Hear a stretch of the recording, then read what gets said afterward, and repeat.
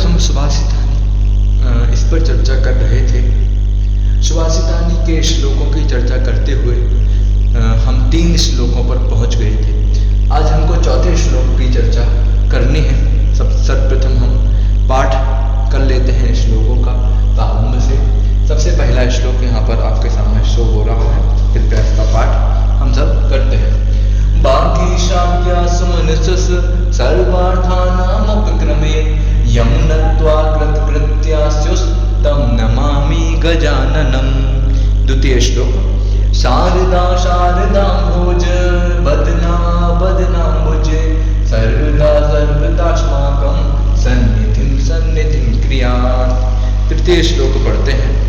तद्दिव्यमभयं धाम सारस्वतमुपास्महे यत्प्रसादात् क्लीयते मोहान्वितं सच्छटा। वैसे अपन को चौथा श्लोक रोज मतलब एक श्लोक आगे पढ़ना होता है, लेकिन अपन पूर्व के श्लोकों का भी पाठ करते हैं। वो किस लिए करते हैं? जिससे आपको याद हो, आप इसको याद करने का प्रयास। इसके अलावा भी कुछ बार दिन में, एक बार सुबह, एक बार शाम, एक बार दोपहर में, 2-3 बार, एक बार यदि आप इसको पढ़ लेते हैं तो आपको आराम से ये सभी श्लोक याद हो जाएंगे। ये नीति के श्लोक हैं, इनका आप व्यवहारिक जीवन में कहीं भी प्रयोग कर सकते हैं। जहां पर आपको इस श्लोक से मिलती जुलती कोई क्रिया, कोई घटना दिखती है, तब वहां पर आप इस श्लोक का प्रयोग कर सकते हो। ये नीति के श्लोक ऐसे श्लोक होते हैं जो हमेशा व्यक्ति के काम आते हैं। इसलिए हमें चाहिए कि हम सभी इसका पाठ कर करके इसको याद करने का प्रयास करें। चौथा श्लोक यहाँ से पढ़ते हैं। रोहिणम सूक्तिरत्नानां वंदे वृंदं विपश्चितां यन्मध्ये पतितो नीचः काचोप्युच्चैर्महीयते काचोप्युच्चैर्महीयते। आप इसको अच्छे से पढ़िएगा। यहाँ पर पद विच्छेद भी है, पद विच्छेद करते हैं तो काचः अपि उच्चैर्महीयते, संधि आदि है, वो अपन धीरे धीरे समझेंगे। इसको पढ़ेंगे कैसे? काचो प्युच्चैर्महीयते। एक बार और पढ़ते हैं इसको। रोहिणम सूक्तिरत्नानां वंदे वृंदं विपश्चितां यन्मध्ये पतितो नीचः काचोप्युच्चैर्महीयते काचोप्युच्चैर्महीयते। ठीक है, देखते हैं क्या कह रहे हैं इस श्लोक में कि रोहिणम सूक्तिरत्नानां वंदे वृंदं विपश्चितां। समझना। अच्छा, पहले मैं आपको अपने नोट्स निकाल देता हूं, उसमें आपको अच्छे से समझ में भी आ जाएगा। 1 मिनट। देखिए, ये रहा आपका चतुर्थ श्लोक। रोहिणम सूक्तिरत्नानां वंदे वृंदं विपश्चितां। क्या कहते हैं? रोहिणम, रोहिणम का मतलब होता है उच्चता को प्राप्त, ऊंचा पद प्राप्त या उच्चता को प्राप्त। रोहिणम अर्थात जिन्होंने उच्चता को प्राप्त कर लिया है। किस कारण से? सूक्ति रत्नानां, सूक्ति रूपी रत्नों के द्वारा। क्या? सूक्ति रत्नानां रोहिणम अर्थात सूक्ति रूपी रत्नों के द्वारा जो उच्च पद को प्राप्त हो गए हैं। ऐसे विपश्चितां वृंदं वंदे अर्थात विद्वानों के समूह को अहम वंदे, मैं नमस्कार करता हूं कि जिन्होंने सूक्ति रत्नानां रोहिणम अर्थात सूक्ति रूपी रत्नों के द्वारा उच्च पद प्राप्त कर लिया है। ऐसे विपश्चितां वृंदं वंदे अर्थात ऐसे विद्वानों के समूह को मैं वंदन करता हूं। क्या कहते हैं आगे? यन्मध्ये पतितो नीचः काचोप्युच्चैर्महीयते। यन्मध्ये पतितो नीचः अर्थात जिसके मध्य में, यन मध्य सप्तमी एकवचन, जिसके मध्य में पतितः अर्थात गिरा हुआ या रह रहा भी प्रयोग कर सकते हैं। जिनके मध्य में रह रहा नीचा, नीचा का मतलब यहाँ पर क्या है? साधारण व्यक्ति, जो विद्वान नहीं है, ऐसा साधारण व्यक्ति भी काचः अपि, कांच के समान, कांच के समान, नीचा अपि अर्थात नीच व्यक्ति मतलब साधारण व्यक्ति भी कांचा अपि अर्थात कांच के समान उच्चैर्महीयते अर्थात उच्चता को प्राप्त कर लेता है। क्या कर लेता है भाई? उच्चता को प्राप्त कर लेता है। 1 मिनट रुकेगा। हाँ, उच्चता को प्राप्त कर लेता है। देखो, इसका अर्थ समझिएगा। क्या कह रहे हैं मुख्यतः कि भाई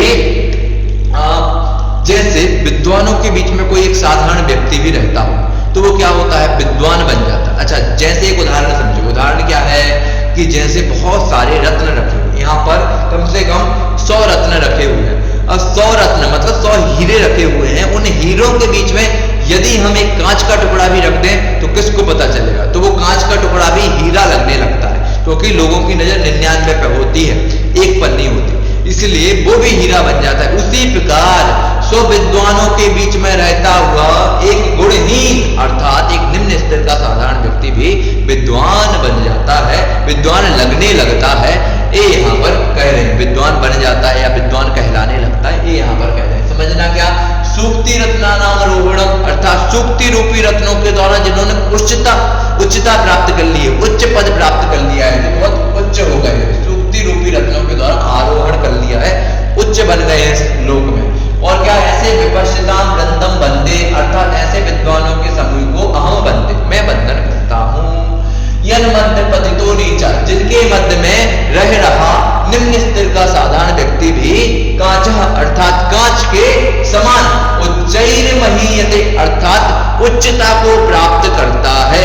जिस प्रकार रत्नों के बीच में पड़ा हुआ कांच का टुकड़ा उच्चता को प्राप्त कर लेता है, हीरा कहलाने लगता है, रत्न कहलाने लगता है, उसी प्रकार विद्वानों के बीच में रह रहा साधारण व्यक्ति भी विद्वान कहलाने लगता है। ये इस श्लोक का भावार्थ है।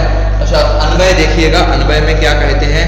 सूक्ति रत्नानाम रोहिणम विपश्चिताम वृंदम अहम बंदे अर्थात सूक्ति रूपी रत्नों के द्वारा आरोहण किए हुए विद्वानों के समूह को मैं बंधन करता हूँ। यद मध्य पतिता नीचा जिनके मध्य में गिरा हुआ निम्न स्तर का व्यक्ति भी कांच अर्थात कांच के समान नीचा अर्थात निम्न स्तर का व्यक्ति भी उच्चैर महीयते अर्थात उच्चता को प्राप्त करता है। शब्दार्थ देखिएगा, शब्दार्थ में क्या कहते हैं? सूक्ति रत्नानाम अर्थात सूक्ति रूपी रत्नों के कारण, रोहिणम रोहिणम मतलब उच्चता को प्राप्त, विपश्चिताम अर्थात विद्वानों के समूह को अहम बंदे अर्थात मैं बंधन करता हूँ। फिर यत अर्थात जिनके, मध्य अर्थात बीच में, पतिथा मतलब गिरा हुआ रह रहा, नीचा अर्थात निम्न स्तर का कोई सामान्य व्यक्ति जो गुणहीन व्यक्ति है या नॉर्मल व्यक्ति है, जिसको बिल्कुल गुण नहीं है लेकिन है नॉर्मल, ठीक है, बुरा नहीं है, नॉर्मल व्यक्ति कहा है, ना अधिक गुण है उसमें ना ही दुर्गुण है, नॉर्मल साधारण व्यक्ति भी कांचा अर्थात कांच के समान उच्चैर महीयते अर्थात उच्चता को प्राप्त करता है, उच्च माना जाता है। ऐसा यहाँ पर श्लोक का अर्थ है। भावार्थ में सब स्पष्ट कर दिया है, एक बार पढ़ लेते हैं। सूक्ति रूपी रत्नों के कारण उच्चता को प्राप्त विद्वानों के समूह को मैं बंधन करता हूँ। जिनके बीच में गिरा हुआ निम्न स्तर का साधारण व्यक्ति भी कांच के समान, जैसे अनेक रत्नों के बीच कांच का रत्न भी असली रत्न प्रतीत होता है, वैसे ही वह भी उच्चता को प्राप्त करता है। ऐसा इसका अर्थ है। विशेष आप इसमें देखिएगा, विशेष में संधि बताई गई है। कांचा धन अपि, कांचो की शब्द बना था तो कैसे बना? कांचा धन अपि, यहाँ हो जाएगा कांचो भी। इसमें कौन कौन सी संधि है? तो इसमें सबसे पहले एक विसर्ग संधि होगी, फिर गुण संधि होगी, फिर पूर्व रूप संधि होगी। कैसे? विसर्ग को उतु संधि, उतु विसर्ग संधि, तो विसर्ग को ऊ हो जाएगा, फिर कांच का आ, चा का आ, और जो विसर्ग को ऊ किया आ और ऊ मिलकर के गुण संधि। तो फिर उसके बाद क्या? उसके बाद गुण संधि होने के बाद कांचो धन अपि में पूर्व रूप संधि हो जाएगी, आ का अवग्रह बन जाएगा, कांचोपी हो जाएगा, ठीक है। इसके बाद अपि धन उच्चई, अपि धन उच्चई में क्या है? अप्युच्चई बन रहा है। अप्युच्चई कैसे बना? यण संधि, ई को या करने वाली यण संधि, इको यण ची से अप्युच्चई हो गया। यहाँ पर उच्चई धन महीयते, उच्चई धन महीयते, यहाँ पर क्या? विसर्ग को रा, विसर्ग को पहले सा होता है, विसर्जनीय से सा से, फिर उसके बाद सस जसो रू, सस जसो रू से यहाँ पर सा को भी रू हो जाता है और रा बन जाता है, वो उच्चैर महीयते, यहाँ पर भी एक विसर्ग संधि है। इस प्रकार ये चौथा श्लोक भी हमारा खत्म होता है। कल अगले वीडियो के साथ 5वें श्लोक में फिर मिलेंगे। तब तक के लिए यदि आपको वीडियो पसंद आता है तो आप YouTube चैनल को सब्सक्राइब करें। ऐसे ही और आगे वीडियो मैं प्रयास करूंगा कि आपको दे पाऊं। इसी के साथ आज की कक्षा को हम विराम देते